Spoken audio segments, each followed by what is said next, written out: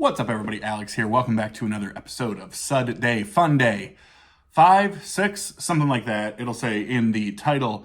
But this is basically a video that posts on Sundays where I drink a beer and just talk about some general stuff. So, topics for today musically here, going through bit of a concert-ish review. Well, it was a concert. Not concert-ish review. Let's say concert review-ish would be better. Some recent spins, paying a tribute a little bit to a fallen star. Some recent pickups, kind of a potpourri, if you will, of nonsense. So first thing though, at this point recording, we're about 4 or 5 days from Halloween. So we're still in prime pumpkin time. You can see behind me, it is a beautiful day out. It's about a high of like 59.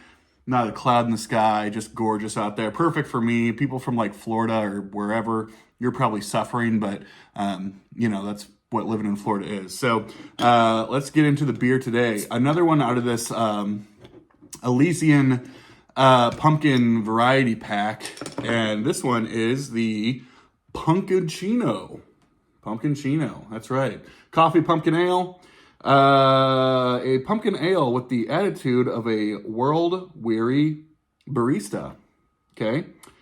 Pumpkinchino packs a short shot of Slumptown coffee in your pint with just a shake of cinnamon and nutmeg. It contains lactose.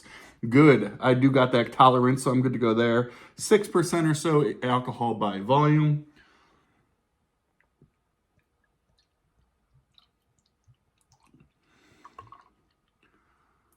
Pours like a pretty dark pumpkin beer. Not quite, you wouldn't quite call that stout, although I'm sure some porters would look that way. They don't call this a porter, do they? Coffee pumpkin ale now. But, that's a dark brown ale. And it smells exactly like they said. Big coffee, touch of that cinnamon nutmeg. It does have that sort of cappuccino-y type spice vibe to it. Sweet. Smells great. Cheers.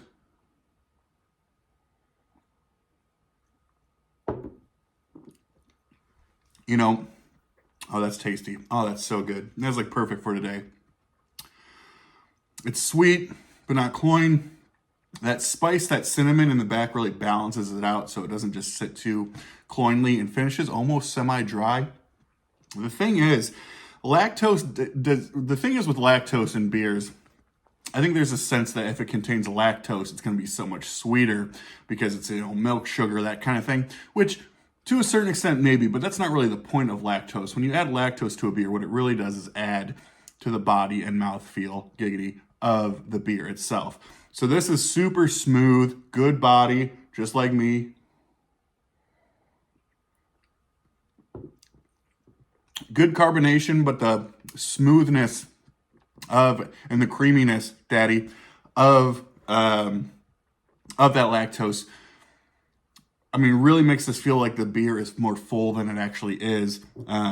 That's delightful. It's so good. That's so good. These are all just really great. I don't know. 4 out of 5, 4.25 out of 5 is where I'm at. So let's get into the music, the record. So I did not do a tribute video. I'm not really one for tribute videos. I say that, but I also have not lost a, rock star or musician that is so incredibly near and dear to my heart to cause tears. But I am a fan of this band. There were other people who made some videos, and I do want to give a shout out because I do love this band. And I think these 2 records that he was on were so good. And of course, I'm talking about the recent passing of Paul Di'Anno, the original singer for Iron Maiden, and these 2 amazing records that he's on, the self-titled 1980 and then Killers, their second record from 81.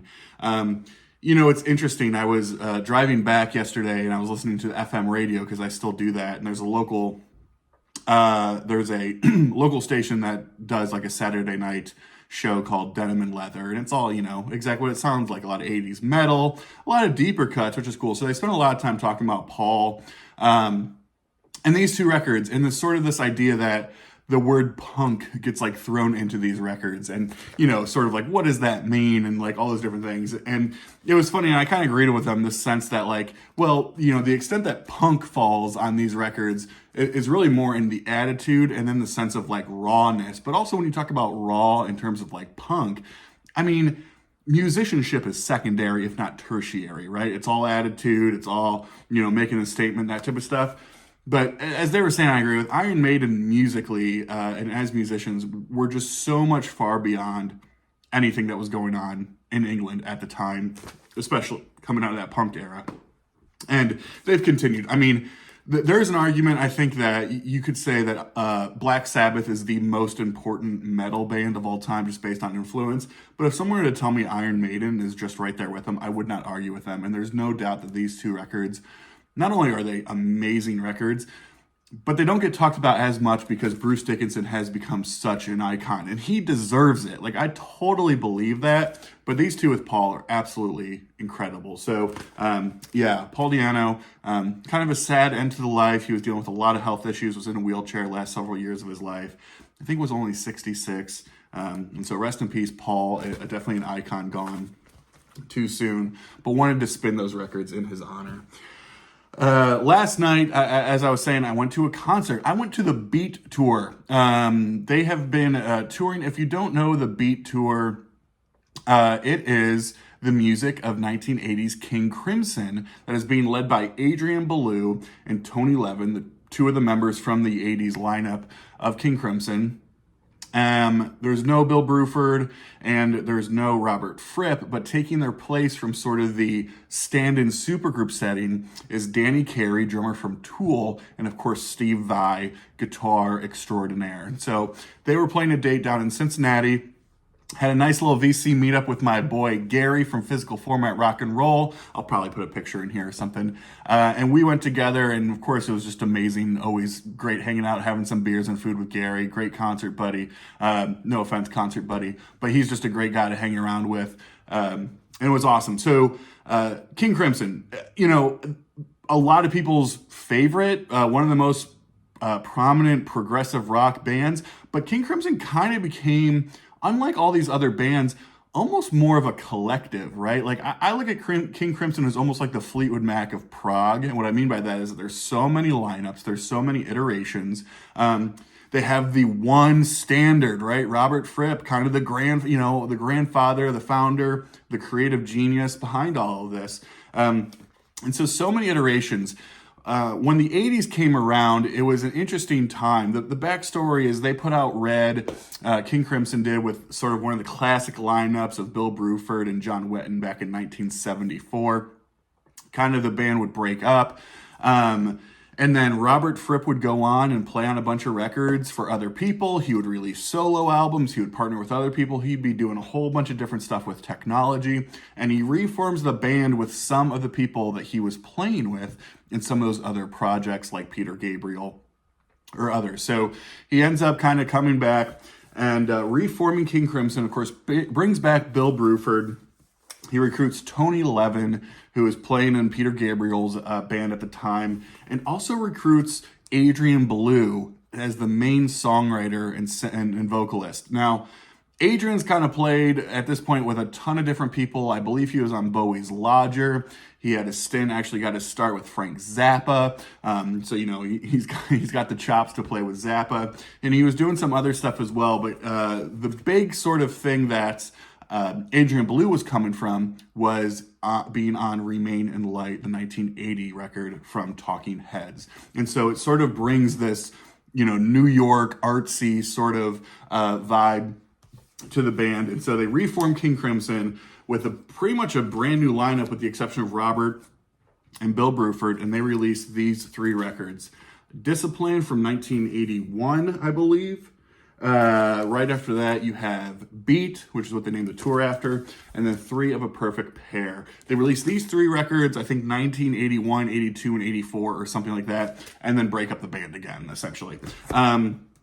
So these records sound nothing like, In the Corner of the Crimson King, or Red, or Starless and Bible Black, or Lark's Tongues and Aspic, or any of those different things. This is like a completely different genre of music. I mean, in one ways, I was talking to Gary about this, in some ways, it is both more out there and noisy and I mean, psychedelic in the sense of that it gets like noise and you're like, where's my gummy? But also there's an incredible sense of melody and songwriting that might not have existed before either. And it's this really kind of cool dynamic there. One thing to understand, I think, about King Crimson from the progressive rock side is that while bands like Emerson, Lake and Palmer had more of like the classical influence, and, you know, Genesis had like that sort of, you know, really pop singer, songwriter, folkier sort of background. You know, Yes was coming in. They had a couple different iterations, but they had, again, that more standard straight ahead way of doing things. King Crimson specialized, and a lot of this is Robert Fripp, really specialized in playing with harmony and anti-harmony and really, really emphasizing dissonance. Certain note combinations, you know, certain, again, pieces of harmony. When I say harmony, it's almost like, again, like the anti-side. A very, very different, borderline evil sense. Some notes that you're like, oh, does that fit? It leaves you feeling on edge. It leaves that dissonance in you. And that's really what they sort of specialized in. And that is totally true on these records as well. You had Adrian Belew, who treats his guitar, you know, like a non-musical instrument. I mean, the lead-off track that blew everybody's mind off this record, Discipline, is called Elephant Talk, which is just an amazing kick-ass song where he's making his guitar sound like an elephant. I mean, it's insane. So very, very long-winded response to, they wanted to get the 80s King Crimson sort of project back together, but Bill's out, obviously, and Robert's out, obviously. So they bring in Danny Carey from Tool and Steve Vai. I mean, Steve Vai, I was thinking to myself, how much Steve Vai do I have? I don't really have any Steve Vai solo stuff. But I think I have the Alcatraz album he was on. And then I was like, I think I have David Lee Roth's solo record, or his first two. And then I forgot, I was like, Steve Vai is all over those Zappa records. He started being a transcriber for Zappa's music. So that was kind of where he got his start. And he's all over all those 80s Zappa records. But anyway, this was a one-off lineup. I wanted to go see it so bad. Got tickets, took Gary with me, and it was an amazing, amazing show. What an experience that was, playing a ton of stuff from these records. And I'll throw a clip in here, I'm sure, at some point, but I'm just so grateful I went. You know, it's about a 2-hour drive for me, but again, I don't know if this is project's ever going to tour again. And to see those four guys on stage at the same time, I mean, it was a clinic in creativity and expression and musicianship, and yeah, just an amazing experience. It was down at the Taft Theater in Cincinnati, Ohio. So what a time that was.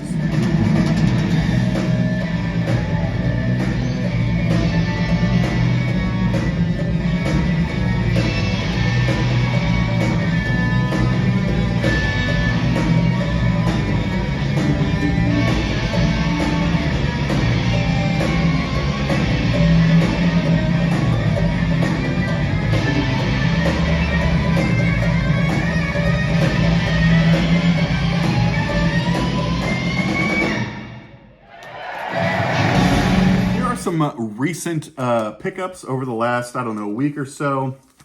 You know, we'll start with this one. So this is a genre of music that I've been kind of tipping my toes into, and I want to dive more into it. So I'm deferring to you all. If you all are experts in this area, I'm looking at you, Richard S.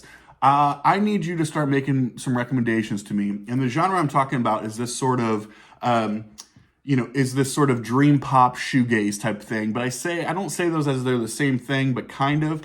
I definitely find myself falling on the more melodic, harmony-based dream pop side. And I was just doing like a basic Google, and I was like, what's the best dream pop album? And overwhelmingly, the record that made like the top 5 of everybody's list was Heaven or Las Vegas from the Cocteau Twins, a Irish band, if I remember correctly. And yeah, this came out, I believe, in like the mid-90s, early mid-90s. And yeah, I mean, this is like, whatever that lead-off track is, yeah, Cherry Colored Funk. What a beautiful, amazing, perfect song. I mean, that's the big hit. That's the one so many people know. But yeah, listening to this type of, this is kind of stuff I am really, really leaning into. So again, I'm going to need some help here for the dream poppers out there. If you have other recommendations of more of this type of stuff, what do you recommend? I would love to hear it. This is a record I had years ago and then ended up selling. I think someone just like wanted it, and I was like, I don't really like the record too much. And so it was the last hole I needed in my Pink Floyd collection, and that's 1987's A Momentary Lapse of Reason. Now, here's what's funny. Now that I've completed the Pink Floyd discography, at least studio album-wise, I feel a ranking coming on. I, for the longest time, have said that this is my least favorite Pink Floyd record. And I know there's some people at home that are like, it's not worse than The Endless River, The Final Cut, and all, you know. Look, I'm not saying it's the worst record. I'm just saying it's my least favorite. I think so much of that is that it sounds like 1987, but the sound of 1987 to me does not lend itself well to this type of music. I also feel like they brutally miss Roger Waters' creativity and sort of vision for the music. Now, that being said, On the Turning Away is one of my favorite Pink Floyd songs. Amazing. The big hit on here was Learning to Fly. I think that's the other thing is I don't really care for that song that much. But, you know, even my least favorite Pink Floyd record, I still really like. So it's not like I hate this record. You know, don't be that guy that's like, oh, Alex, you hate the record, but you bought it. Like, I don't need that, okay? Sam.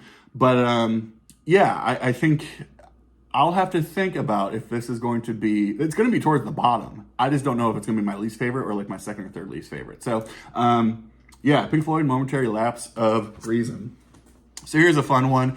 Every video's got to have some kind of coal mine reference. I did not even know that this artist existed, right? You know, Coal Mine and Karma Chief. I mean, like 90% of it is kind of old school soul, funk, that type of stuff. Little bit of jazz here and there. So R&B. I did not even know this existed. This was Karma Chief Records 12,006. So this was one of the earliest releases on the label. I had never seen it before.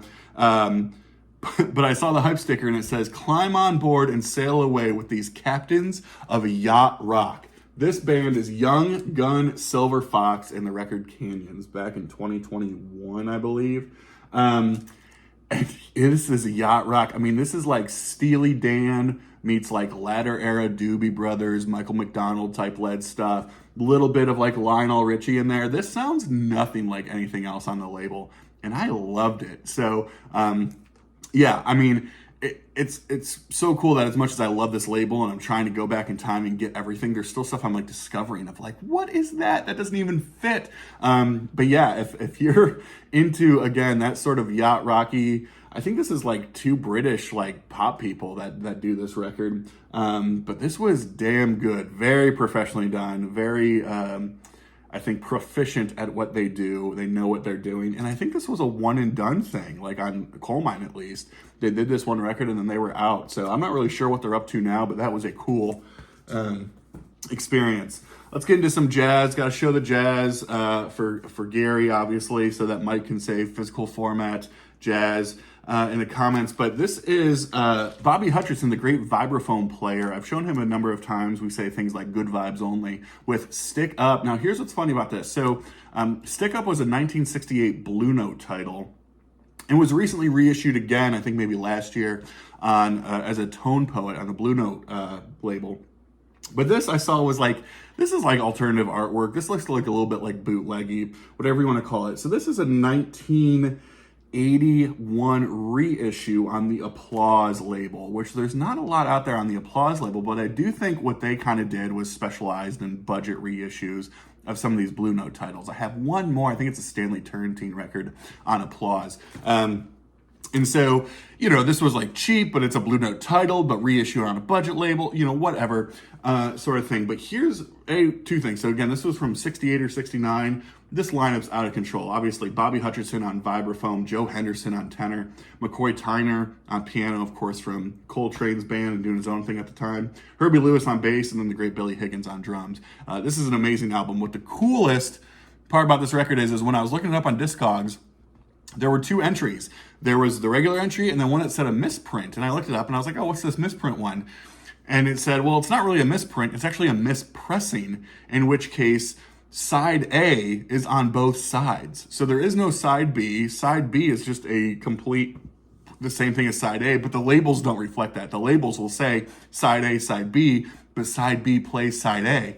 And I'm like, well, that's fascinating. Now I got to see. And it's one of the misprint ones. So yeah, it's side A and side B on the labels, but both sides play side A. And so in one sense, I'm like, whoa, that's really cool. That's a collectible. You know, it's worth a little bit more. In the other sense, I'm like, you dumb bat bitch, you just paid $12 for a half a record. Anyway, what would you do? Is this cool or is that stupid? I don't know. You tell me.